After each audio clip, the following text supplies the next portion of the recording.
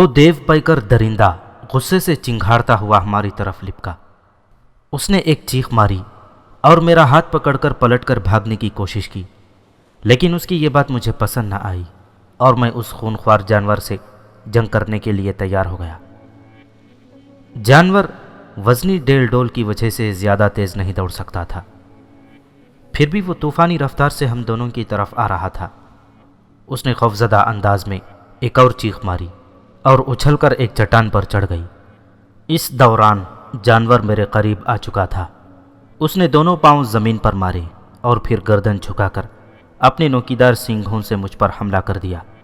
اس کی ٹکر بہت خوفناک تھی، لیکن فطرت میری رہنمائی کر رہی تھی۔ میں پھرتی سے اس کے سامنے سے ہٹ گیا اور اس کے نوکیلے سینگ ایک چٹان سے ٹکرائے۔ چٹان کا ایک ٹکڑا اکھڑ گیا، لیکن اس کے ساتھ ہی اس جانور کو بھی مزہ آ گیا تھا۔ اس کا ایک سینگ اپنی جگہ سے اکھڑ گیا اور خون کی موٹی چادر نے اس کی آنکھوں کو ڈھک لیا۔ اس دوران میں اس کے سینگ کے رخ سے بچ کر اس پر پڑا تھا اور ہم دونوں میں خوفناک قوت آزمائی ہونے لگی۔ میں وقت کا بیٹا اس لڑکی کے قبیلے والوں سے ہزارہ گنا طاقتور تھا۔ اس سے قبل اس نے کسی انسان کے اتنے قوی ہیکل جانور سے لڑنے کا تصور بھی نہیں کیا تھا۔ وہ دیکھ رہی تھی کہ میری اور اس جانور کی ٹکر برابر کی ہے۔ گو وہ جسامت میں مجھ سے 10 گنا بڑا تھا، لیکن بہرحال میں اسے گرانے میں کامیاب نہ ہو سکا۔ تب میں نے ہوشیاری سے کام لیا اور اسے ایک بار پھر ویسا ہی طوفانی حملہ کرنے کا موقع دیا جیسا اس نے پہلے کیا تھا۔ اس بار میں جان بوجھ کر ایک بڑی چٹان کے سامنے کھڑا ہوا تھا اور وہی ہوا جو میں چاہتا تھا۔ زخمی درندہ پھر سنبھلا اور اس نے ایک اور خوفناک حملہ میرے اوپر کیا۔ وہ غصے سے چنگھاڑ رہا تھا اور میرے جسم کے ٹکڑے کر دینا چاہتا تھا، لیکن میں کچھ اور ہی سوچ رہا تھا۔ جو ہی وہ میرے قریب پہنچا میں اس کے سامنے سے ہٹ گیا، اور اس بار اس کی دھاڑ بہت خوفناک تھی۔ اس کا دوسرا سینگ بھی اکھڑ کر نیچے لٹک گیا تھا۔ میں نے عقب سے اس پر حملہ کر دیا اور اس بار میں اسے نیچے گرانے میں کامیاب ہو گیا۔ دوسرے لمحے میں نے چٹان سے نیچے چھلانگ لگا دی اور ایک بڑا پتھر اٹھا کر اس جانور پر دے مارا۔ جانور پہلے ہی نیم جاں ہو رہا تھا۔ پتھر کے وار کی تاب نہ لا سکا اور آہستہ آہستہ اس کی دھاڑیں سست پڑ گئیں۔ پھر اس نے دم توڑ دیا۔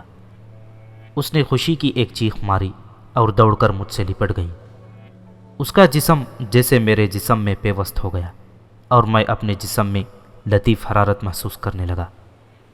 پھر وہ آہستہ سے الگ ہو گئی اور ہم اس جانور کی طرف متوجہ ہو گئے۔ اس کے موٹے اور سخت جسم کے ٹکڑے کرنے میں ہمیں کافی دقت پیش آئی، لیکن بہرحال ہم اس کی ایک ٹانگ علیحدہ کرنے میں کامیاب ہو ہی گئے، اور پھر ہم ایک پتھر پر بیٹھ کر مزے سے اس بدمزاح گوشت کی ضیافت اڑانے لگے۔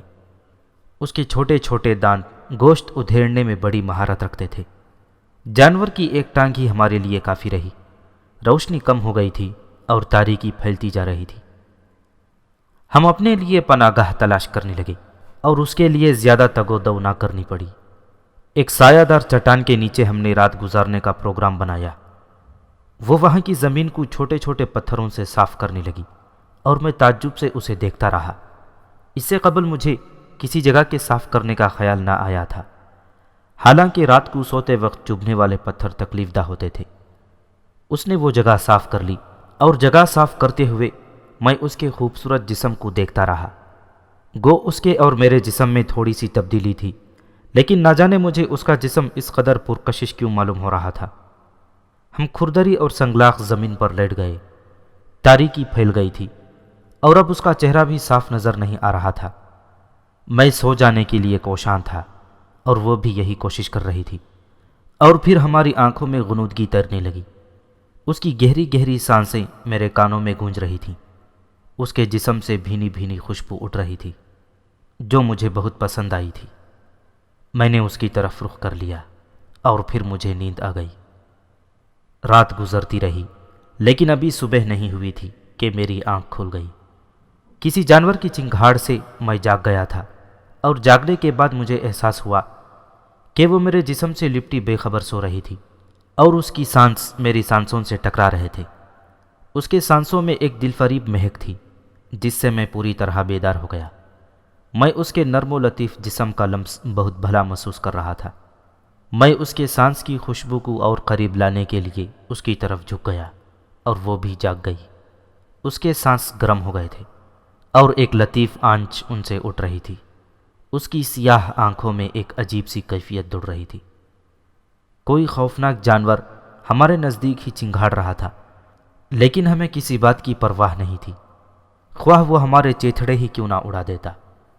ہم کتاب فطرت پڑھ رہے تھے اور کچھ نہ جاننے کے باوجود اس کا ایک ایک باب ہمارے سامنے کھلتا جا رہا تھا۔ کیف و مستی، سکون و سرور کی ایک دنیا آباد ہو گئی۔ اس کی پھرتی، اس کے جسم کی لچک اس وقت سے کہیں زیادہ تھی جب وہ شکار کی تلاش میں ہوتی اور اس پر حملہ آور ہوتی۔ اس کا ہیجان، اس کی تڑپ اس وقت سے کہیں زیادہ تھی جب وہ بھوک سے تڑپ رہی ہوتی، اور اس کے بعد ہمارے اعضاء اسی طرح پرسکون ہو گئے جیسے ہم نے پیٹ بھر کر گوشت کھا لیا ہو۔ وہ میرے سینے سے لپٹ کر بے سدھ ہو گئی۔ میری آنکھوں پر بھی منوم بوجھ آ پڑا تھا، یہاں تک کہ صبح ہو گئی۔ آتش گولہ نمودار ہو گیا اور اس نے اپنا سفر شروع کر دیا۔ تب اس نے میرے سینے سے منہ نکالا اور اس کے ہونٹوں پر مسکراہٹ ابھر آئی۔ رات کے کھیل کے اثرات ہم دونوں کے چہروں سے عیاں تھے۔ ہم دونوں ہی اس کھیل کی دریافت پر مسرور تھے۔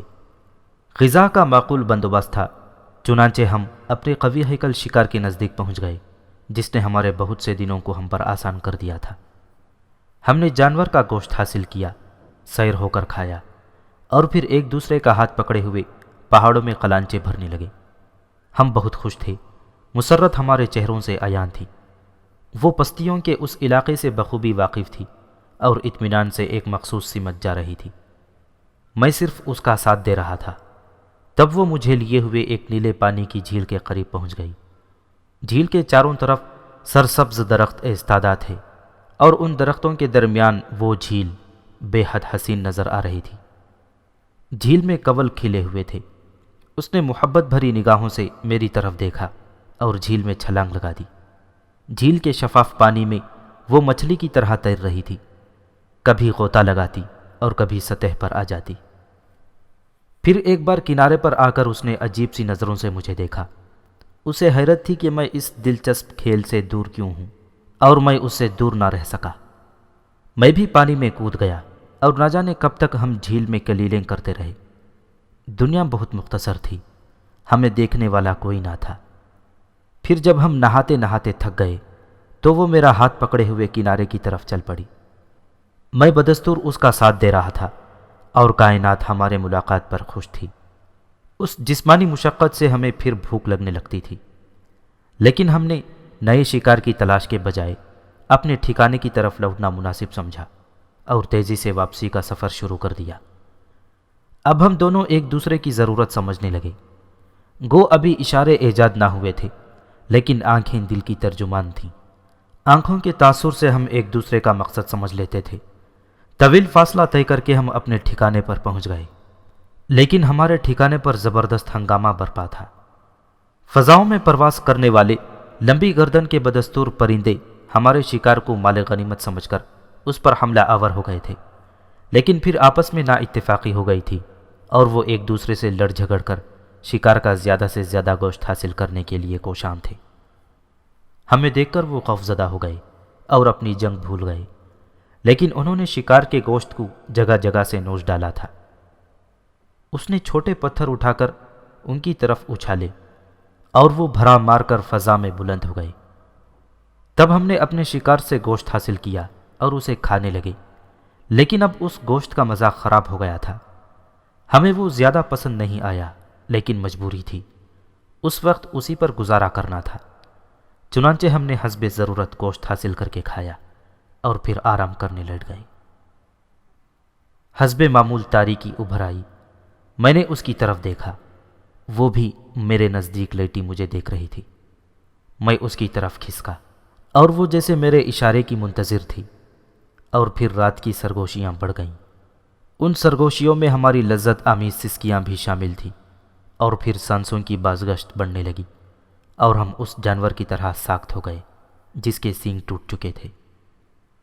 وہ خاموش ہو گیا، اس کی آنکھوں میں اس پراسرار زندگی کے خواب لہرا رہے تھے، اور اس کے سامنے بیٹھے انسانوں کے چہرے زلف حیات کے حامل تھے۔ وہ ایک پراسرار سحر میں گرفتار تھے۔ وہ خود اس ماحول میں محسوس کر رہے تھے جب انسان جانوروں سے بدتر تھا۔ اسے زندگی کے کسی اقدار سے واقفیت نہیں تھی، وہ خود کو نہیں پہچانتا تھا۔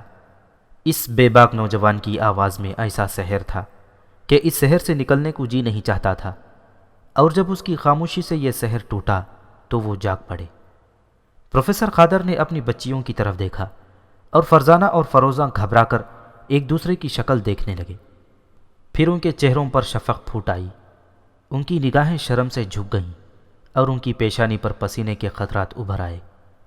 باپ کی موجودگی میں یہ دلکش داستان سن کر وہ محجوب ہو گئی تھی، لیکن داستان کو ان کی کیفیات سے بے خبر اپنی ہی دھن میں مست تھا۔ اس کی آنکھیں بند تھیں اور وہ اس ماحول سے نہیں نکلنا چاہتا تھا جہاں کا تصور اس کے ذہن میں تھا۔ لیکن یہ داستان ایسی ہی دلکش، ایسی ہی حیران کن تھی کہ ان تمام کیفیتوں کے باوجود وہ اسے سننے کے خواہش مند تھے، اور اس کی خاموشی انہیں گراں گزر رہی تھی۔ بوڑھے قادر کی گہری گہری سانسیں صاف سنائی دے رہی تھیں۔ اس سے قبل کہ وہ کچھ کہتے، اس کی آواز پھر ابھر پڑی۔ دوسری صبح حسب معمول تھی۔ ہمارے دلی رابطے کچھ اور گہرے ہو گئے تھے۔ ہم کسی بھی کیفیت کے اظہار سے بے نیاز تھے، لیکن وہ گہرے رشتے جو ہمارے دلوں کے درمیان قائم ہو چکے تھے اس اظہار کے مقتضی نہیں تھے۔ ہم نے اپنے باسی شکار کا گوشت کھایا، لیکن بہت کم مقدار میں۔ ہمیں وہ گوشت بالکل پسند نہیں آیا تھا، اور اس گوشت کے ساتھ ہی ہمیں اس جگہ سے بھی نفرت ہو گئی۔ اس طرح ہم اس بات سے واقف تھے کہ تازہ شکار کا مزہ اچھا ہوتا ہے۔ ہم وہاں سے چل پڑے۔ اس کی خوشی آج بھی قائم تھی، اس کے چہرے کی دمک کچھ اور نکھر آئی تھی، اور وہ بہت حسین لگ رہی تھی۔ ہم نے اسی جھیل میں پانی کا کھیل کھیلا اور بہت دیر تک کھیلنے کے بعد اکتا کر باہر نکل آئے۔ اس کے بال اس کے چہرے اور گردن سے چمٹے ہوئے تھے، اور اس کی چال میں لڑکھڑاہٹ تھی۔ وہ تھوڑی دیر تک میرا سہارا لیے چلتی رہی، اور پھر ہرنیوں کی طرح کلیلیں بھرنے لگی۔ آج ہم جھیل کی مخالف سمت جا رہے تھے۔ نہ جانے ہم کہاں سے کہاں نکل آئے۔ زمین وسیع تھی، سرسبز علاقہ بہت پیچھے رہ گیا تھا، اور اب ہم سنگلاخ چٹانوں کو طے کر رہے تھے۔ دور ایک دیوار نظر آ رہی تھی جو آسمان کی چھت سے مختلف تھی۔ نہ جانے اس سفید دیوار کے عقب میں کیا تھا۔ اب ہمیں بھوک لگ رہی تھی۔ ہم نے 2 پتھر اٹھا کر ہاتھوں میں پکڑ لیے اور شکار تلاش کرنے لگے، لیکن ان سنگلاخ چٹانوں میں ہمیں شکار نظر نہ آیا، اور ہم اس کی تلاش میں بہت دور نکل آئے۔ سورج تیزی سے سفر کر رہا تھا، اور اب اس کے چہرے پر تھکن کے آثار نظر آ رہے تھے۔ دوسری طرف ہمیں بھوک نے نڈھال کر دیا تھا۔ ہماری رفتار بھی سست ہو گئی تھی، یہاں تک کہ رات ہو گئی، لیکن ہمیں شکار نہ ملا۔ ہم دونوں بھوکے تھے، لیکن مجبوری۔ یہ رات بھوکے رہ کر ہی گزارنی تھی۔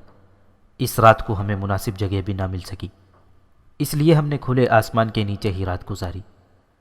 پھر جوں ہی وہ میری باہوں میں آئی، ہم اس درد کو بھول گئے جو تھوڑی دیر پہلے محسوس ہو رہا تھا۔ وہ میرے بازوؤں میں جذب ہو گئی، اور ہم گہری نیند سو گئے۔ لیکن دوسری صبح بھوک سے حالت خراب تھی۔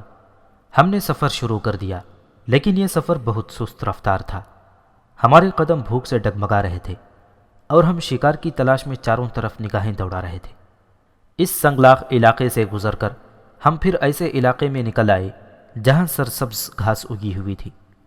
چھوٹی چھوٹی گول اور سفید چٹانیں بکھری ہوئی تھیں۔ ہم ان چٹانوں کے رخنوں سے جھانکتے ہوئے آگے بڑھ رہے تھے کہ دفعتاً ایک تیز چیخ ہمارے کانوں سے ٹکرائی اور ہم اچھل پڑے۔ ہم نے وحشت زدہ نگاہوں سے چاروں طرف دیکھا، اور اسی وقت چیخ دوبارہ سنائی دی۔ اس بار ہم چیخ کی سمت کا اندازہ کر چکے تھے، چنانچہ مجھ سے پہلے وہ اس طرف دوڑی، اور پھر ایک اونچی چٹان کے عقب میں پہنچ کر اس طرح ٹھٹکی جیسے خوفزدہ ہو گئی ہو۔ دوسرے لمحے میں بھی اس کے قریب پہنچ چکا تھا۔ میری کیفیت بھی اس سے مختلف نہیں تھی۔ چٹان کی دوسری طرف میری ساتھی جیسی ایک جاندار موجود تھی، اور اس کے خوبصورت جسم کو ایک عجیب سے جانور نے اپنے نرغے میں لے رکھا تھا۔ اس نے اس سے قبل ایسا جانور نہیں دیکھا تھا۔ اس کا جسم درخت کی شاخوں کی طرح گول لیکن چمکدار تھا، درمیان سے موٹا اور آخر میں پتلا ہوتا چلا گیا تھا۔ رنگ مٹی کی طرح تھا، اور خوفناک منہ میں لمبی زبان تھی۔ اس نے اپنے لمبے چمکدار جسم سے اس طرح جانور کو کس رکھا تھا اور وہ خوف و تکلیف سے نڈھال تھی۔ میں تیزی سے اس کے قریب پہنچ گیا۔ جانور کا خوفناک چہرہ اس کے چہرے کے قریب تھا اور اس کی لمبی سیاہ زبان بار بار باہر نکل رہی تھی۔ میں نے اس لچکدار جانور کے جسم کو چھو کر دیکھا۔ اس کا جسم نرم تھا۔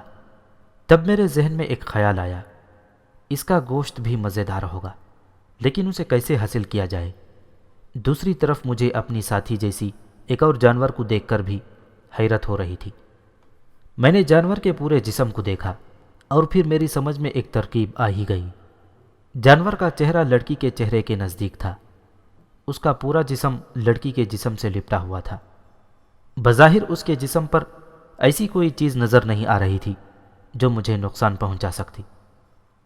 اس لیے میں نے اپنی ساتھی کی طرف دیکھا اور ایک پتھر اٹھا کر اس کے ہاتھ میں دے دیا اور وہ میرا مطلب سمجھ گئی۔ پھر میں اس جانور کے چہرے کی طرف بڑھا اور اس کی موٹی گردن کو پکڑ لیا۔ جانور کا جسم ربڑ کی طرح لچکدار تھا، لیکن اس میں بے پناہ طاقت تھی۔ مجھے بڑی قوت صرف کرنی پڑی، تب کہیں جا کر میں اس کے سر کو چٹان پر رکھ سکا۔ میری ساتھی میرے قریب ہی پتھر لیے منتظر تھی۔ جو ہی میں نے جانور کا سر پتھر پر رکھا، میری ساتھی نے ہاتھ میں پکڑا ہوا پتھر اس کے سر پر دے مارا۔ جانور کی دونوں آنکھیں پھوٹ گئیں اور اس کا سر لہو لہان ہو گیا۔ اس نے تیزی سے اپنے شکار کے جسم کے گرد سے اپنا جسم کھولنا شروع کر دیا اور دوسرے لمحے وہ اچھل کر کھڑی ہو گئی۔ اس کی ٹانگیں لرز رہی تھیں، چہرے پر تکلیف کے آثار تھے۔ اس نے ایک چٹان کا سہارا لیا اور پھٹی پھٹی آنکھوں سے اس خوفناک جانور کو تڑپتے ہوئے جسم کو دیکھنے لگی۔ دوسری طرف ہم دونوں اس کے جسم کی ساخت ہونے کا انتظار کر رہے تھے۔ ہم شدت سے بھوکے تھے اور اس وقت ہمیں صرف پیٹ بھرنے کی فکر تھی۔ میری توجہ اب اس دوسری لڑکی کی طرف سے بھی ہٹ گئی تھی، یہاں تک کہ ہمارا شکار سست پڑنے لگا۔ تب میں نے ایک پتھر اٹھایا۔ شکار کے وزنی جسم کو پتھر پر کھینچ کر میں نے ہاتھ میں پکڑے ہوئے پتھر سے اس کے ٹکڑے کیے۔ پھر ایک بڑا ٹکڑا میں نے اپنی ساتھی کو دیا اور دوسرا خود لے کر کھانے لگا۔ پھر مجھے اس دوسری لڑکی کا خیال آیا جو اس شکار کے چنگل سے بچی تھی۔ میں نے اسے پتھر کے سہارے کھڑے دیکھا اور مجھے اس پر رحم آنے لگا۔ میں نے شکار کے ایک ٹکڑے کو درمیان سے توڑا اور اس کی طرف بڑھا دیا۔ اکاتے اکاتے، اس کے منہ سے آواز نکلی اور میں اور میری ساتھی حیران سے اس کی شکل دیکھنے لگے۔ ہمارے ذہنوں میں آواز صرف چیخنے کی ضرورت پورا کرتی تھی۔ اسے کسی مخصوص انداز میں ڈھال کر کسی اور شکل میں نکالا جا سکتا ہے، اس بارے میں ہمیں کچھ معلوم نہیں تھا۔ اکاتے، وہ پھر بولی اور ہمیں اس کی آواز پر ہنسی آ گئی۔ میری ساتھی ہنسی سے لوٹ پوٹ ہو گئی۔ اس کے منہ سے چبھے ہوئے گوشت کے ٹکڑے باہر نکل پڑے۔ دوسری لڑکی بھی مسکرا دی تھی۔ پھر وہ چٹان کے پاس سے ہٹی اور آگے بڑھ گئی۔ اس نے قرب و جوار سے خشک گھاس اور جھاڑیوں کی سوکھی ٹہنیاں جمع کیں اور ایک جگہ ڈھیر لگانے لگی۔ پھر اس نے دو موٹی ٹہنیوں کے درمیان ایک ٹہنی باندھی اور انہیں اس ڈھیر کے اوپر کھڑا کر دیا۔ اس کے بعد اس نے گوشت کے ایک بڑے ٹکڑے کو اس پر اڑس دیا اور پتھر کے دو ٹکڑے ہاتھ میں لے کر خشک گھاس کے نزدیک بیٹھ گئی۔ ہم دلچسپی سے اس کی یہ حرکت دیکھ رہے تھے اور مسکرا رہے تھے۔ کبھی کبھی ہمارے منہ سے قہقہے بھی نکل جاتے۔ وہ دونوں پتھروں کو ایک دوسرے پر مار رہی تھی۔ کئی مرتبہ اس نے یہ عمل دہرایا اور اچانک خشک گھاس میں روشنی ہو گئی۔ ہم دونوں کی ہنسی غائب ہو گئی۔ ہم گوشت کھانا بھول گئے اور خوف و دہشت سے بھڑکتی ہوئی آگ کو دیکھنے لگے۔ آگ نے خشک ٹہنیوں کو لپیٹ میں لے لیا تھا اور پھر آگ سے ایک عجیب سی بو اٹھنے لگی۔ ہمیں وہ بو بہت پسند آئی اور ہم گہری گہری سانسیں لینے لگے۔ دوسری لڑکی آگ سے دور کھڑی تھی۔ آگ جلتی رہی اور پھر وہ سرد ہو گئی۔ تب لڑکی آگے بڑھی اور اس نے گوشت کے ٹکڑے کو، جو اب بدرنگ ہو گیا تھا، جلی ہوئی ٹہنی سے اتار لیا، اسے ہاتھ سے صاف کیا اور ہمارے قریب آ گئی۔ چند لمحات ہماری شکل دیکھتی رہی۔ پھر اس نے اس گوشت کا تھوڑا تھوڑا حصہ ہم دونوں کو دیا اور ہم حیرت سے اسے دیکھتے رہے۔ ہم نے متحیرانہ انداز میں اسے دیکھا۔ لڑکی اپنا حصہ کھا رہی تھی۔ تب ہم نے اسے چکھا اور بلا شبہ وہ بے حد لذیذ تھا۔ ہم تعجب سے اچھل پڑے اور ہم نے ذرا سی دیر میں وہ گوشت چٹ کر لیا۔ یہ گوشت ہم دونوں کو اس قدر پسند آیا تھا کہ ہم دونوں نے ایک ہی بات سوچی۔ میری ساتھی قرب و جوار کے علاقے سے خشک گھاس اور ٹہنیاں جمع کرنے لگی اور میں بھی یہی کام کر رہا تھا۔ پھر ہم نے نئی دوست کی مدد سے چمکدار جانور کے گوشت کے بڑے بڑے ٹکڑے بھونے اور انہیں ساتھ لیا۔ دوسری لڑکی اب ہماری گہری دوست بن گئی تھی، چنانچہ ہم نے اسے ساتھ لیا اور آگے بڑھ گئے۔ اب ہمارے پاس عمدہ خوراک تھی اور ہمیں بھوکے رہنے کی کوئی فکر نہ تھی۔ ویسے ہماری یہ دوسری ساتھی ہم سے بہت ذہین تھی۔ اس رات ہم نے ایک چشمے کے کنارے قیام کیا اور بلا شبہ قیام کے لیے اس سے بہتر کوئی جگہ نہیں تھی۔ چشمے پر طرح طرح کے جانور پانی کے لیے آتے تھے، اس طرح شکار کی بہتات تھی۔ اس کے نزدیک ایسی چٹانیں تھیں جو اندر سے کھوکھلی تھیں، اور اس میں داخل ہونے کے بعد یہ تکلیف دہ ہواؤں سے محفوظ رہا جا سکتا تھا۔ چنانچہ چشمے کے کنارے ایک ایسی ہی کھوکھلی چٹان میں ہم سب داخل ہو گئے۔ ہم نے گوشت کے ٹکڑے ایک جگہ جمع کر دیے اور دونوں لڑکیاں میرے سامنے بیٹھ گئیں۔ ہماری نئی ساتھی بغور ہمارا جائزہ لے رہی تھی۔ پھر تاریکی میں اس کی آواز ابھری، آگا لے، اور ہم چونک پڑے اور آنکھیں پھاڑ پھاڑ کر اسے دیکھنے لگے، لیکن ہمارے پاس اس کا کوئی جواب نہیں تھا۔ اس کے منہ سے ایسے کئی جملے نکلے اور ہم پاگلوں کی طرح اسے دیکھتے رہے۔ پھر اسے احساس ہو گیا کہ ہمارے ساتھ مغزئی بیکار ہے، چنانچہ وہ خاموش ہو گئی۔ پیٹ بھرا ہوا تھا، ہمارے قوی تھکن محسوس کر رہے تھے۔ میری ساتھی حسب معمول میرے بازو پر سر رکھ کر لیٹ گئی۔ اس سے کچھ پرے دوسری لڑکی لیٹی ہوئی تھی۔ باہر تیز ہوائیں چل رہی تھیں، جس کی سرد جھونکے کبھی کبھی اندر داخل ہو جاتے تھے۔ نہ جانے کتنی رات گزری تھی، نیند میں ہمارے جسموں کی پوزیشن بدل گئی تھی۔ میری ساتھی اب دوسری طرف کروٹ لیے سو رہی تھی۔ دفتن میری آنکھ کھل گئی۔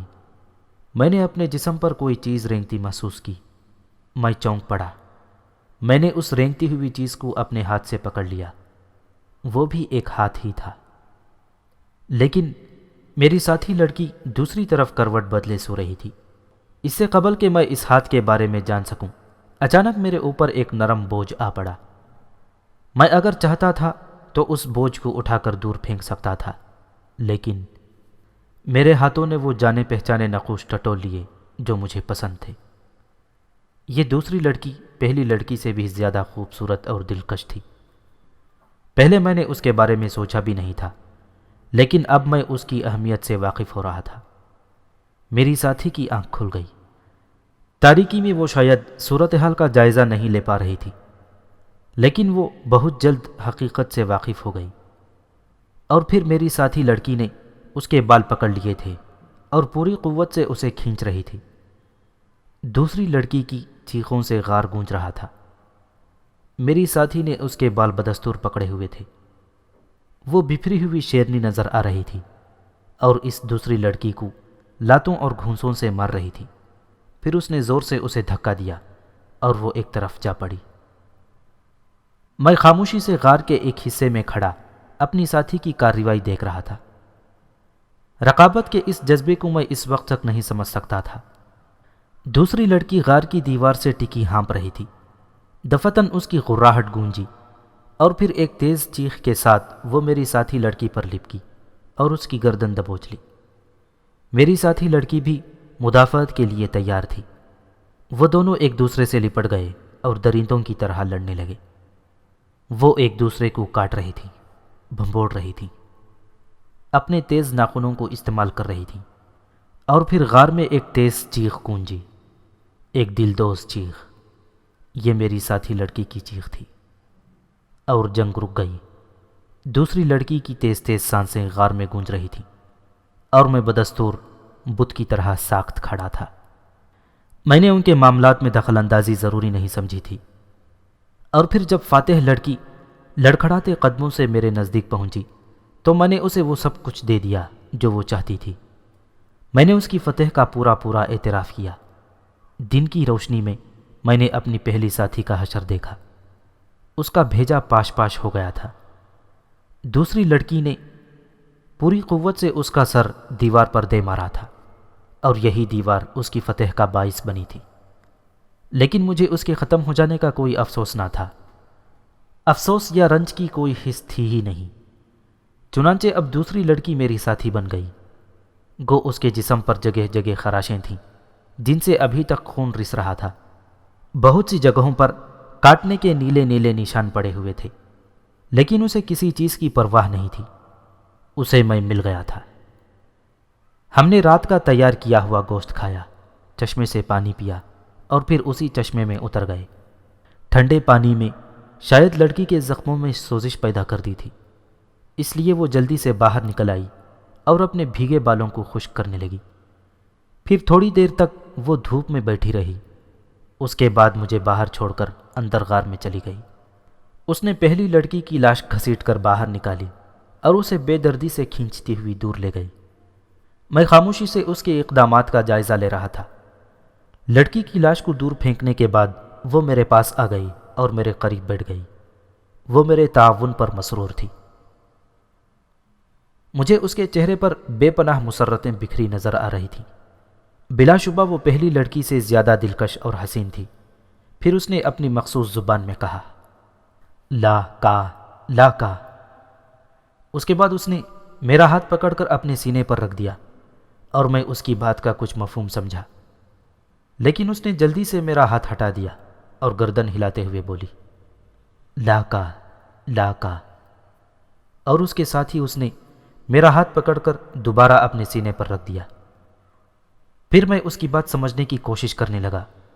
میں نے اس کی آنکھوں میں دیکھا اور میں بھی اسی کے انداز میں اپنی زبان توڑنے مروڑنے لگا۔ لا، وہ بولی اور میں نے اسی کے انداز میں کہا، لا کا، اس نے کہا اور میرا ہاتھ اپنے سینے پر رکھ لیا۔ کا، میں نے کہا اور اس بار خود بخود اپنا ہاتھ اس کے سینے پر رکھ دیا۔ وہ خوش ہو کر زور زور سے گردن ہلانے لگی۔ لا کا، اس نے گردن ہلاتے ہوئے کہا۔ لا کا، میں نے بھی اسی کے انداز میں گردن ہلائی اور وہ زور سے ہنس پڑی۔ پھر اس نے اپنا ہاتھ میرے سینے پر رکھ دیا اور سوالیہ نگاہوں سے مجھے دیکھنے لگی۔ لا کا، میں نے بآسانی کہا۔ زبان کے اس استعمال سے مجھے ایک انوکھی لذت کا احساس ہو رہا تھا۔ اس نے ہنستے ہوئے گردن ہلا دی۔ اس بار اس نے مخالف سمت میں گردن ہلائی تھی اور پھر وہ بار بار میرے سینے پر اپنا ہاتھ رکھنے لگی۔ نہ جانے کس طرح میں نے بھی بے بسی سے گردن نفی کے انداز میں ہلا دی تھی۔ وہ سنجیدہ ہو گئی اور پھر کچھ سوچنے لگی۔ چند لمحات کے بعد اس کی آنکھیں خوشی سے چمکنے لگیں۔ تو سا، اس نے میرے سینے پر ہاتھ رکھتے ہوئے کہا اور میں نہ سمجھنے والے انداز میں اسے دیکھنے لگا۔ لا کا، اس نے میرا ہاتھ اپنے سینے پر رکھتے ہوئے کہا اور پھر اپنا ہاتھ میرے سینے پر رکھ کر بولی، تو سا، میں نے کہا اور وہ جلدی جلدی گردن ہلانے لگی۔ لا کا، میں نے اپنا ہاتھ اس کے سینے پر رکھا اور پھر اپنا ہاتھ اپنے سینے پر رکھ کر بولا، تو سا۔ اس طرح پروفیسر، انسانی جسم اختیار کرنے کے بعد مجھے جو پہلا نام ملا وہ تو سا تھا۔ میں نے یہ نام قبول کر لیا۔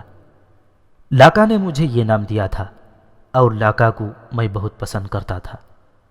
دوسری لڑکی کا احساس بھی میرے ذہن سے فنا ہو گیا تھا۔ لاکا اس سے زیادہ ذہین تھی۔ اس نے شکار کرنے کے سلسلے میں میری بڑی مدد کی۔ اس وقت انسانی زندگی کو صرف یہی ایک ضرورت لاحق تھی۔ چنانچہ لاکا کی مدد سے میں نے پہلا ہتھیار بنایا۔ ایک بڑے اور مضبوط پتھر کو دوسرے پتھر پر گھس کر ایک لمبی موصلی کی شکل دے دی گئی، جس کا اگلا حصہ وزنی اور نوکدار تھا۔ پہلا حصہ اتنا پتلا کر لیا گیا کہ ہاتھ کی مٹھی میں آ سکے۔ اس کے بعد اس نے مجھے شکار پر نشانہ لگانے کی مشق کرائی۔ ہم چھوٹے چھوٹے پتھر کو دور رکھ کر دوسرے پتھر سے اس پر نشانہ لگاتے تھے۔ میں خود بھی ذہانت کا مالک تھا، کیونکہ میں ان انسانوں سے مختلف تھا جو اس وقت روئے زمین پر موجود تھے۔ میرے ہاتھ میں ہتھیار آ گیا تھا۔ پھر مجھ سے بڑا جنگجو کون ہوتا؟ جنگل کے بڑے بڑے جانور میری شکل دیکھتے ہی دم دبا کر بھاگ جاتے۔ ہاں، جسے میں اپنا شکار منتخب کر لیتا، اس کی زندگی ناممکن تھی۔ لاکا میرے شانہ بشانہ ہوتی، وہ جانوروں کا گوشت آگ پر بھون کر مجھے کھلاتی، خود بھی میرے ساتھ کھاتی، صبح کو چشمے کے سرد پانی میں کلیلیں کرتی۔ اس طرح زندگی ہنسی خوشی گزرنے لگی۔